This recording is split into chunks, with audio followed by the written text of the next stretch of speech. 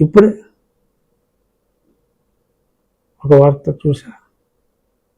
12వ తారీఖు మా MLA, Hindupur MLA Balakrishna గారి సినిమా రిలీజ్కు ఉన్న అడ్డంకులన్నీ క్లియర్ అయ్యి 12వ తారీఖు ఆ సినిమా రిలీజ్ అవుతుందని ఐ విష్. కంప్లైంట్స్ ఇచ్చినట్టుగా తెలిసింది. నేను అడిగిన దానికి సమాధానం చెప్పారో లేదో తెలియదు. షెడ్యూల్ 10లో ఎక్కడ రాస్తుంది శ్రావణ్ కుమార్ గారు అని నేను అడగడం జరిగింది. మరి దానికి ఏమీ సరిగ్గా యథార్థంగా ఆయన సమాధానం చెప్పినట్లేరు. ఆ స్థానంలో ఉండి అసలేమీ మాట్లాడకూడదు అన్నట్టుగా ఉంది. దానికి సమాధానం కూడా షెడ్యూల్ 10లోనే ఉంది. ఎందుకంటే పార్టీకి రిజైన్ చేయవలసిన అవసరం లేదు. ఒకవేళ రిజైన్ చేస్తే ఈ ఉన్న పదవి పోదు అనే స్పష్టత ఉంది.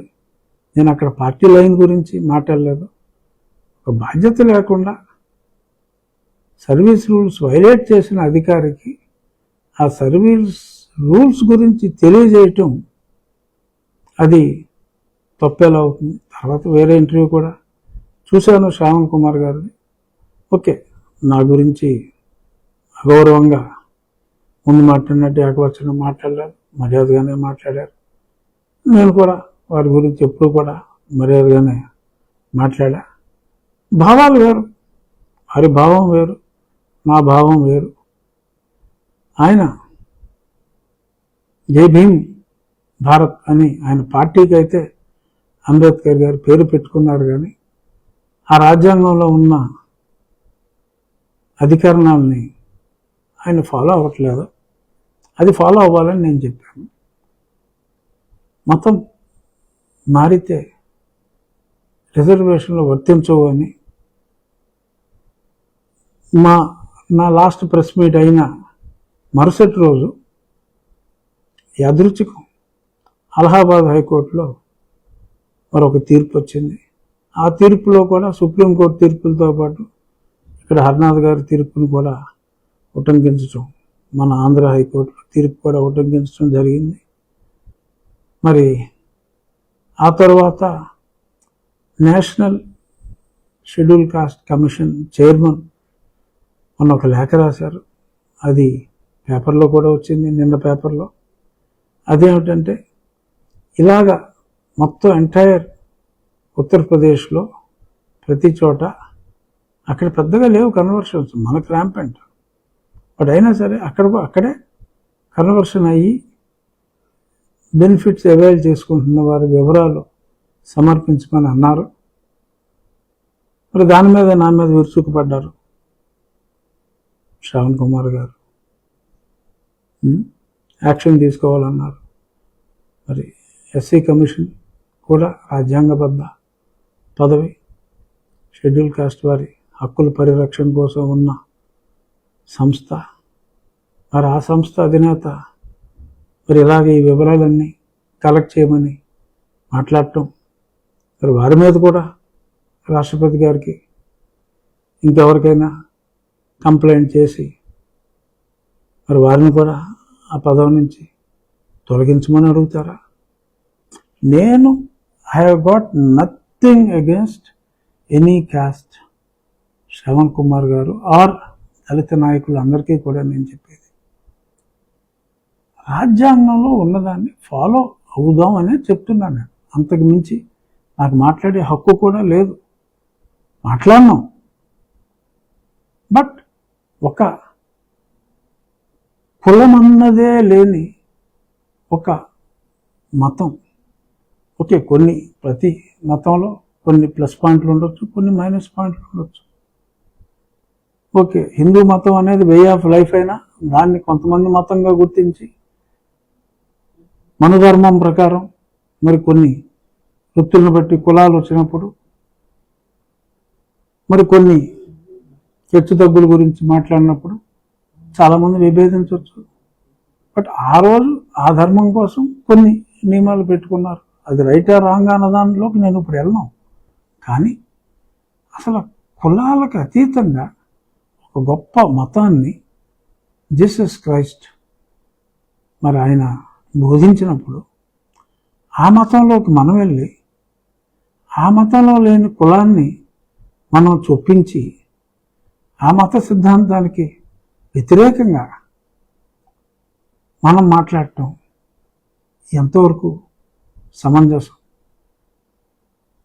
ఈ బ్యాక్గ్రౌండ్లోనే చాలామంది చర్చ్ పాస్టర్స్ కూడా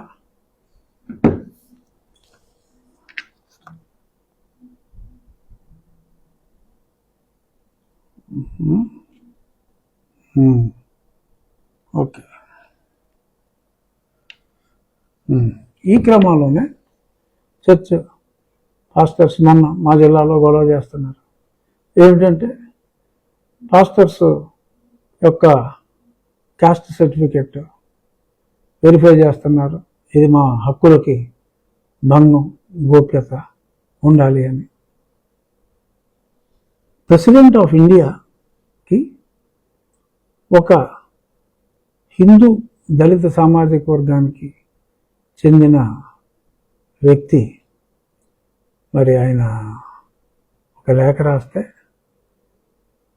ఆ లేఖని అక్కడి నుంచి ఫార్వర్డ్ చేసి ఇలాగ ఏ చర్చ్ పాస్టర్స్ అంటే ప్రజల దాకా వెళ్ళ, అసలు కనీసం చర్చి పాస్టర్ అయినా సరే క్రిస్టియన్ అయి ఉండాలి కదా. సో ఏ చర్చి పాస్టర్లు బీసీసీ సర్టిఫికెట్ ఉంది, ఎవరికి ఎస్సీ సర్టిఫికేట్ ఉంది, ఆ ఇన్ఫర్మేషన్ అంతా ఇవ్వమనంటే అది మా హక్కులకు భంగం, మా గోప్యతకు భంగం అంటూ ఆందోళనలో నిన్న చేయటం జరుగుతుంది. ఎలా ఎలా భంగం అంటే చర్చి పాస్టర్ కూడా క్రిస్టియన్ కాదా, క్రిస్టియన్ అవునా కాదా అన్నది వెరిఫై చేస్తే అది వ్యక్తిత్వ గోప్యతకి ఎలాగా భంగం కలుగుతుంది? It's a registered society. Any church has to be A registered society. ఆ రిజిస్టర్డ్ సొసైటీకి మెంబర్లు ఉంటారు. ఆ చర్చ్ రిజిస్టర్డ్ సొసైటీ మెంబర్లు హిందువులు ఎలా అవుతారు? క్రిస్టియన్స్ అవుతారు కదా. ఏముంది ఇందులో? సింపుల్ లాజిక్ కదా. అది వెరిఫై చేస్తే తప్పే ఉంది అందులో. ఏదైనా ఒక బెనిఫిట్ని అర్హత ఉన్నవారికి కాకుండా అర్హత లేని వారికి వెళ్ళినప్పుడు అర్హత ఉన్నవారు ఇబ్బంది పడతారు. అలాగే ప్రసన్న కుమార్, పెద్దిరెడ్డి ప్రసన్న కుమార్ అన్న ఒక హిందూ సామాజిక వర్గానికి చెందిన దళిత యువకుడు, ఆయన రాష్ట్రపతి గారికి రాస్తే అక్కడి నుంచి లేఖ వచ్చింది. ఆ ఇన్ఫర్మేషన్ అడగటం తప్ప, రాష్ట్రపతి గారు లేఖ రాయటం తప్ప? అంటే ఇప్పుడు రాష్ట్రపతి గారి మీద ఎవరికైనా సునీల్ కుమార్ గారు కానీ శ్రావణ్ కుమార్ గారు కానీ మళ్ళీ వారిని కూడా విమర్శిస్తారా? వారిని కూడా మార్చేయండి అని చెప్పి ప్రధానమంత్రి గారికి పార్లమెంట్లో ఏమైనా తీర్మానం పెట్టి ప్రయోజనం ఉందా? అంటే రాజ్యాంగానికి బద్దుడై ఉండి రాజ్యాంగంలో ఉన్నదానికి వైలేషన్ జరుగుతుంది అని చెప్తే పికేమంటారా? ఉన్న పోస్టులని రాజ్యాంగాన్ని గౌరవించడమే నేరమా? రాజ్యాంగాన్ని గౌరవించడమే పాపమా అని నా ప్రశ్నలు. సరే, దీనికి ఎవరైనా సమాధానం చెప్తారు, చెప్పండి. ఎనీహో ఇవాళ మరి 15వ తారీఖు ఆయన వస్తాడా? అలాగే గోల్ఫ్ ఆడుకుంటూ వాళ్ళకి ఒంట్లో బాగోలేదని తిరుగుతాడా ఆయన? ప్రజలు డిసైడ్ చేయండి. ఆయన మాట్లాడిన దాంట్లో ఒక ఉద్యోగిగా ఆయన మాట్లాడిన దాంట్లో ఇంకొక ఆయన ఎవరో లిబరేషన్ కాంగ్రెస్ అట, ఆ డిప్యూటీ సీఎం క్యాండిడేట్లో క్యాండిడేట్, ఆయన కూడా నా మీద నిప్పులు జరిగాడు. ఫ్లూయెంట్ ఇంగ్లీష్ మాట్లాడాడు ఆయన, ఆర్డీఓ నుంచి ఐఏఎస్ అయిన ఆఫీసర్ అయిన, కన్ఫర్డ్ ఐఏఎస్ అట. మరి ఆయన కూడా చాలా గట్టిగా బ్యూటిఫుల్ ఇంగ్లీష్, మంచి ప్రొనౌన్సియేషన్ బాగా మాట్లాడాడు ఆయన. లిబరేషన్ కాంగ్రెస్ ఊరుకోదట. సరే, లిబరేషన్ కాంగ్రెస్ ఏం చేస్తుందో అది చేసుకోవచ్చు.